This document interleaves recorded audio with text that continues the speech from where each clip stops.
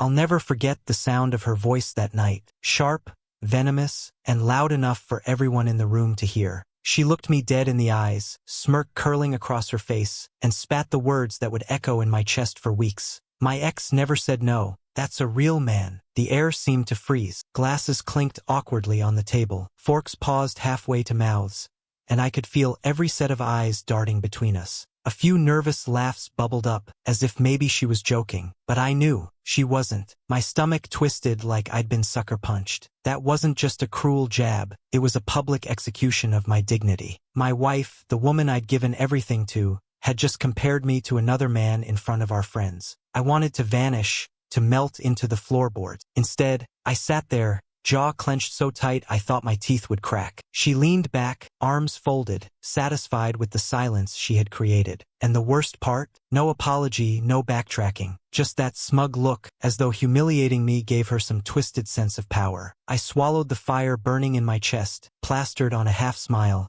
and told myself not to cause a scene. But inside I was breaking, and what I didn't know then was that this cruel comment was only the beginning. The iceberg was waiting beneath the surface. If you had asked me a few years ago how I met the love of my life, I would have told the story with a smile. She came into my world like a firecracker, bright, dazzling, impossible to ignore. We met at a mutual friend's party. I was the quiet one, sipping on a drink in the corner, while she was the center of the room, laughter spilling from her lips like music. Somehow, she noticed me.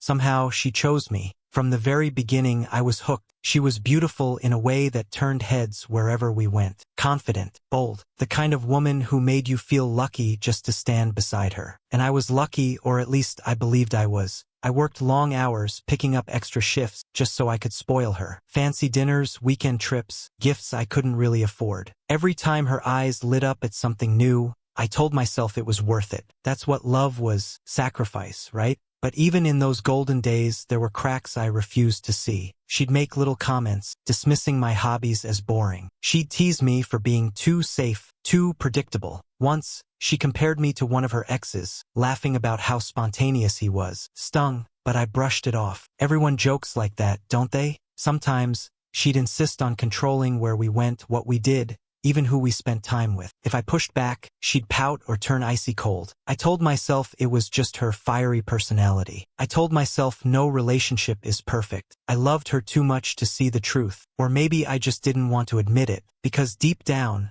I had already decided she was the one. And once you convince yourself of that, you'll swallow almost anything to keep the dream alive. I told myself those red flags were nothing, but soon, they'd turn into red sirens. It started small, almost harmless, the kind of things you tell yourself to ignore because every relationship has flaws. But those little cracks widened until the whole foundation was crumbling beneath me. One evening, we were out with her friends at a bar. I remember standing there, sipping my drink, quietly listening as they laughed and swapped stories. Out of nowhere, she leaned across the table, smirked and said, "He's too boring." My ex was adventurous. He knew how to have fun. The laughter that followed cut deeper than any insult could. I forced a smile, but inside, I felt like someone had just pulled the ground out from under me.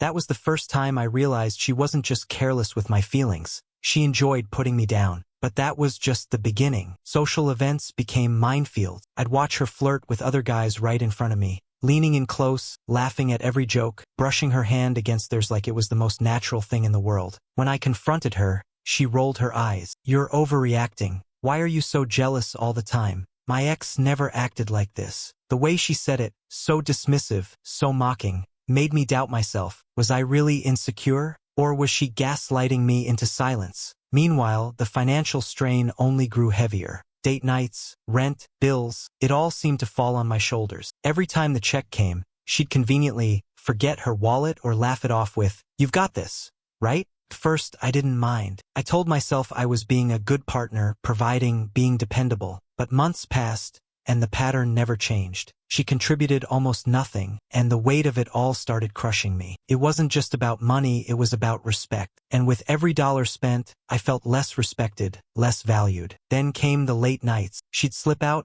claiming she was with friends, or that she had work stuff to handle. But the explanations were always vague, riddled with holes I could see right through. Her phone, once left lying around freely, became glued to her hand. She'd take it into the bathroom, hide the screen when I walked into the room, even sleep with it under her pillow. When I asked about it, she'd snap back with venom. Why are you so insecure? Do you not trust me? Maybe you're the problem here. And every time she said that, I swallowed my pride. I told myself relationships required trust, that maybe I was overthinking. But the truth? Deep down, I knew something was wrong. I knew the woman I had once believed was the one was slowly tearing me apart, piece by piece. The humiliation stacked up like bricks on my chest, being mocked in front of her friends, treated like a walking ATM, gaslight until I questioned my own sanity. I was trapped in this cycle, hurt, forgive, repeat. My loyalty kept me chained, but my self-respect was bleeding out with every day that passed. And just when I thought I couldn't sink any lower, life decided to show me the truth I had been avoiding all along. Because then came the night I caught her red-handed, and it broke me. It happened on a night that should have been ordinary. I came home earlier than usual, tired from work but relieved to finally have a quiet evening. Her car was in the driveway, lights on inside, so I thought nothing of it. But as I stepped through the door, something felt off. The air was too quiet, too heavy, like the walls themselves were holding a secret. I walked past the living room and froze when I noticed her phone buzzing on the couch. She was nowhere in sight. Normally, she never let that thing out of her grip, but there it was, screen lighting up again and again. My heart pounded as I picked it up, telling myself not to look, telling myself I was better than this. But when the name flashed across the screen, her ex, my hands moved before my brain could stop them. The messages told me everything I needed to know. Can't wait to see you tonight. Last night was amazing. And then,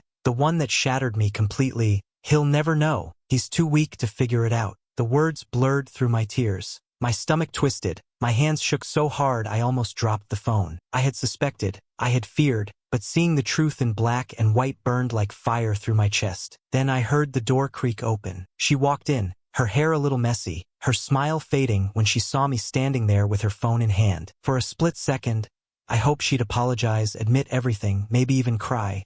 But instead, her face twisted with rage. So what? You're snooping through my phone now? She snapped, her voice sharp as broken glass. I couldn't even form words. All I managed was, how long? She scoffed, crossing her arms. Don't play dumb. At least he's a real man. You're nothing. Those words, they didn't just hurt. They killed something inside me. My entire body went cold. The woman I had sacrificed for, defended, and loved without hesitation was standing there tearing me down like I was disposable. For a moment, I thought I'd explode, yell, scream, break something just to release the storm inside me.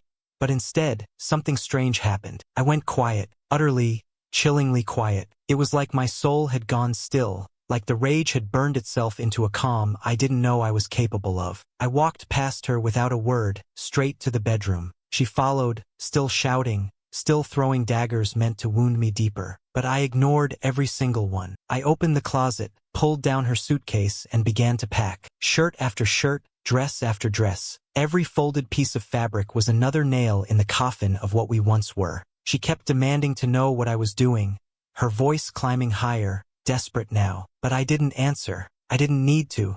My silence was louder than any screaming match could ever be. When the suitcase was full, I zipped it shut and wheeled it out into the living room. She stood there with her arms crossed, trembling with indignation. That's when I finally looked her dead in the eyes and said the words I knew would echo in her memory forever. Go find your real man. You won't need me anymore. The room went silent. She blinked at me, stunned. For once, she had no comeback, no snide remark. I placed the suitcase by the door, opened it, and stepped aside like she was nothing more than a guest overstaying her welcome. She tried to protest, tried to twist it around like she always did. But I didn't flinch. I didn't break. I just stood there, calm, unmoving, like a stone wall she could never climb. Eventually, she grabbed the suitcase handle with shaking hands, muttered something under her breath, and stormed out into the night. The door clicked shut, and suddenly the silence wasn't heavy anymore. It was freeing. My hands still trembled, my heart still ached, but for the first time in months, maybe years, I felt a sliver of peace. Little did I know, the fallout that followed was louder than I ever imagined. When the dust settled, the story spread faster than I ever imagined. Friends, co-workers, even distant relatives began to hear whispers of what had happened. Some called me directly, their voices dripping with disbelief. She actually said that to you? Right to your face. They couldn't believe her arrogance, her cruelty, the way she burned the bridge without a second thought. Others weren't shocked at all. In fact, more than a few admitted they had seen the signs long before I did. One friend told me, "Man, I didn't know how to say it without hurting you, but the way she treated you in public, we all noticed. We just hoped you'd notice too." That stung, but it also felt strangely validating. I wasn't crazy. I wasn't blind. I was just too loyal to see what everyone else already knew. Of course, she didn't go quietly. Almost immediately, she started spinning the story, painting herself as the victim. Suddenly, I was the controlling boyfriend, the one who couldn't handle her independence. She told people I overreacted, that I was insecure, that she had no choice but to reconnect with her ex because I wasn't meeting her needs. But the thing about lies is they fall apart when stacked against truth. People had witnessed the mocking comments, the blatant flirting, the way she leaned on me financially without giving back, and the text's undeniable proof. Her version of events just didn't hold up. In a way, it became a public trial. My phone lit up with messages of support. Friends who had once stayed silent now felt emboldened to speak up. They rallied around me, not her. And the comments, if this had been a Reddit post, the replies would have looked exactly like what I kept hearing. "Bro, you dodged a bullet." She showed her true colors, and you walked away with your dignity intact. That suitcase moment? Legendary. Cold, calm, and devastating. That's how you win without screaming. Classic gaslighting, man. She tried to flip everything on you, but you stood up for yourself. Respect. It was like the world finally agreed with what I had been too afraid to admit. I wasn't the problem. I had been the steady one, the loyal one, the provider, and she had chosen to tear it all down for cheap thrills and old flames. Even my family, who had always tried to stay neutral, couldn't hide their relief. My mother, in particular, hugged me and whispered, "You deserve so much better. Don't ever settle for someone who makes you feel small again." Her words hit harder than I expected, because deep down I knew she was right. For the first time in a long time, I felt vindicated. The shame was gone, replaced by a quiet pride. I wasn't the fool she made me out to be. I was the one who finally drew the line. And as she left my life, I finally understood something I wish I had known years earlier. In the weeks that followed, I won't pretend it was easy. The silence in the house felt like a wound, raw and aching. I replayed everything in my head, the laughter, the insults, the late nights, the lies, until I realized the truth I had been running from. Loyalty means nothing when it's one-sided. You can give someone your heart, your time, your energy, but if they see it as disposable, you're not in a partnership. You're in a prison. And that's when the pain began to transform. What I thought was the worst betrayal of my life turned out to be the breaking point I desperately needed. Because for the first time in years, I remembered who I was without her shadow hanging over me. I wasn't boring. I wasn't weak. I wasn't nothing. I was someone who had bent over backwards for love, and finally learned that love without respect is poison. Boundaries. That word echoed in my mind. Boundaries aren't walls. They're doors. And when someone slams them shut in your face, you don't beg to be let back in. You find the strength to walk through your own. Self-worth isn't about how much you endure for someone else. It's about recognizing when endurance becomes self-destruction. She wanted me to feel small, but my greatest revenge was refusing to shrink. Living well, living free, living without the weight of someone who thrived on tearing me down. That was the justice she never saw coming. So now, when people ask if I regret it, I tell them no. The betrayal hurt, yes, but staying would have hurt worse. Leaving wasn't the end of me, it was the start of something better. And if you've ever doubted your worth, if you've ever wondered whether to stay with someone who mocks your loyalty and feeds off your pain, remember this: the suitcase is waiting. And sometimes, revenge is just walking away with your dignity intact.